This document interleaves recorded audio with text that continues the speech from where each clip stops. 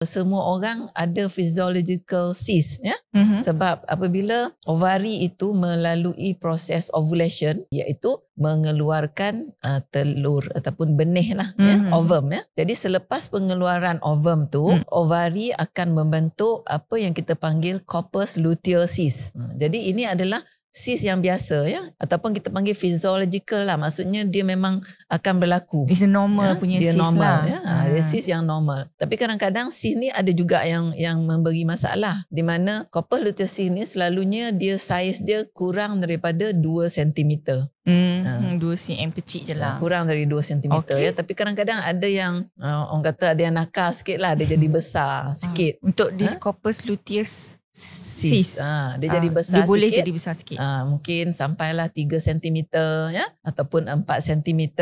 Tapi walau bagaimanapun kurang daripada 5 cm.